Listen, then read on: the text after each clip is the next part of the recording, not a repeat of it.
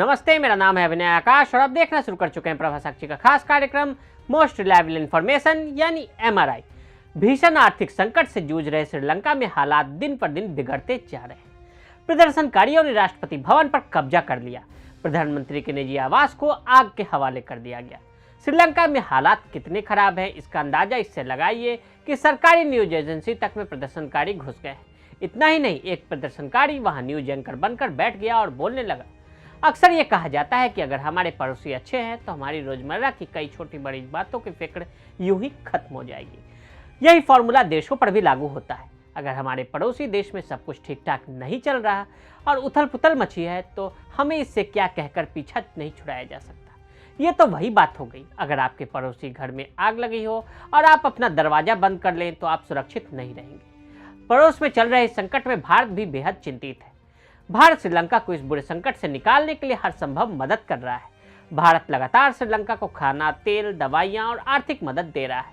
लेकिन इन सभी के बीच सोशल मीडिया पर यह खबर वायरल हो गई कि श्रीलंका में प्रदर्शनकारियों को काबू में करने के लिए भारत अपनी सेना भेज रहा है। सुब्रमण्यम स्वामी की सलाह, भारतीय दूतावास की सफाई।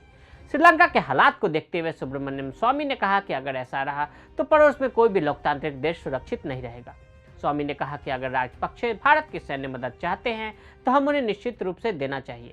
स्वामी ने यह भी दावा किया कि श्रीलंका में वर्तमान संकट को पैदा किया गया है। भारत को यह सुनिश्चित करना चाहिए कि यह भीड़ भारत में शरणार्थी न बन जाए।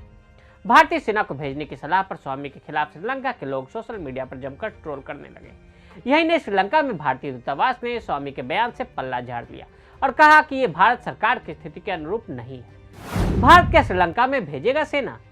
पहली बात तो श्रीलंका ने भारत से किसी भी तरह के सैन्य मदद की मांग नहीं की है, न ही भारत एक तरफा फैसला लेते हुए श्रीलंका में सेना भेजेगा। भारतीय विदेश मंत्रालय ने भी उन सभी खबरों का खंडन कर दिया है जिसमें यह कहा गया था कि भारत अपनी सेना श्रीलंका में भेजेगा।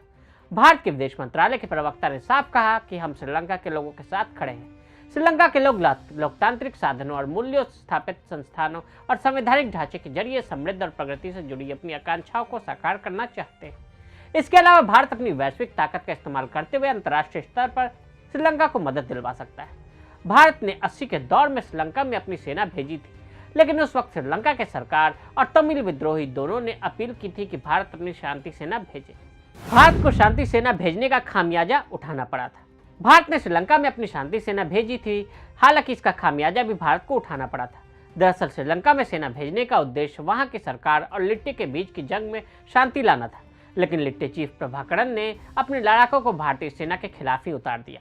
श्रीलंका में करीब 32 महीने के गतिरोध के बाद भारतीय सेना को लौटना पड़ा था। इस दौरान श्रीलंका की सेना ने तमिल लोगों और लिट्टे के खिलाफ जमकर कार्रवाई की। बाद में लिट्टे समर्थकों ने श्रीलंका में शांति सेना भेजने के लिए आत्मघाती हमला कर राजीव गांधी की हत्या करवा दी थी। सिहली और श्रीलंकाई तमिलों के बीच का संघर्ष। श्रीलंका में वहां के मूल निवासी सिहली और श्रीलंका तमिलों के बीच शुरुआत से ही जातीय संघर्ष रहा है। सिहलियों का कहना था कि तमिल लोग उनके संसाधनों पर कब्जा कर रहे हैं। अंग्रेजी राज खत्म होने के 8 साल बाद 1956 में वहां की सरकार ने सिहली ओनली एक्ट लागू कर दिया। इस एक्ट के जरिए तमिल की जगह सिहली भाषा को ऑफिशियल दर्जा मिल गया। इसके बाद तमिलों में असुरक्षा की भावना पैदा हो गई। 1972 में प्रभाकरण ने तमिल न्यू टाइगर्स की स्थापना की, जो अनेक संगठनों के उत्तराधिकारी के रूप में सामने आया। बाद में 1976 में प्रभाकरण ने लिट्टे की स्थापना की, जो सशस्त्र संगठन था। जाफना के मेयर अल्फ्रेड दुरेप्पा की उस समय गोली मारकर हत्या कर दी गई, जब वो पोन्नलाई में एक हिंदू मंदिर में प्रवेश करने वाले थे। श्रीलंका सरकार के साथ सैन्य संघर्ष। 1983 में जाफना के बाहर श्रीलंका सेना के गश्ती दल पर घात लगाकर हमला किया गया, जिसमें 13 सैनिकों की मौत हो गई। इस हमले के बाद श्रीलंका में भीषण नरसंहार हुआ, जिसके परिणाम स्वरूप हजारों तमिल नागरिकों की मौत हुई। यहीं से श्रीलंका में गृह युद्ध की शुरुआत हो गई।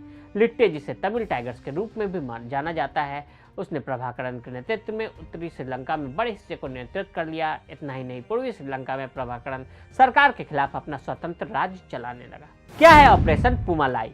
लिट्टे का बढ़ता वर्चस्व देख 1987 में श्रीलंका की सेना ने उन्हें रोकने के लिए हवाई हमले शुरू कर दिए।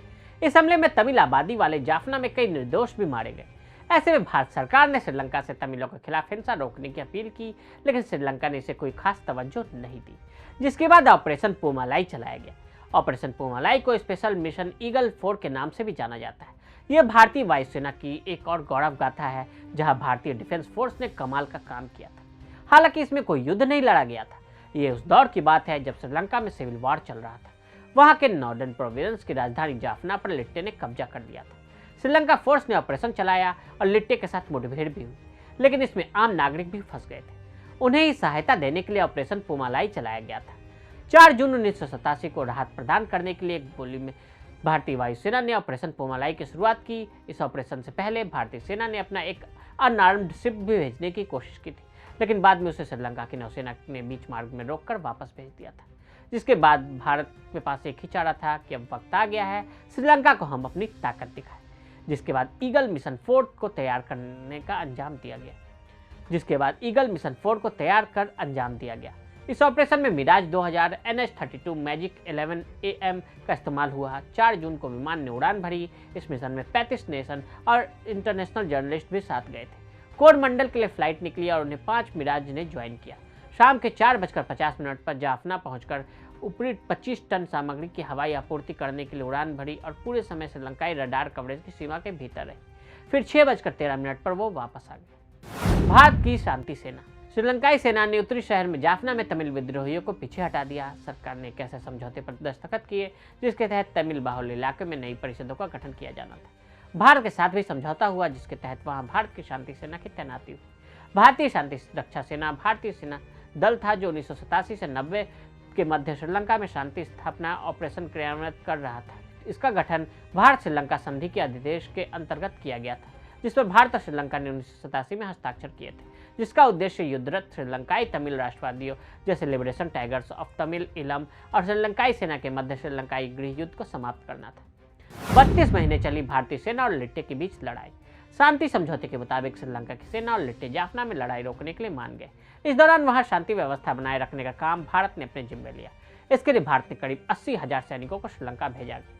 भारतीय सेना का काम लिट्टे समर्थकों को सरेंडर कराना था, लेकिन इस बीच लिट्टे प्रमुख प्रभाकरण ने न सिर्फ शांति समझौते मानने से इनकार कर दिया बल्कि भारतीय सैनिकों पर हमला भी बोल दिया। भारत में विश्वनाथ प्रताप सिंह सरकार के चुनाव के बाद नवनिर्वाचित श्रीलंकाई राष्ट्रपति रणसिंघे प्रेमदास के अनुरोध पर शांति सेना 1989 में श्रीलंका से वापस जाने लगी।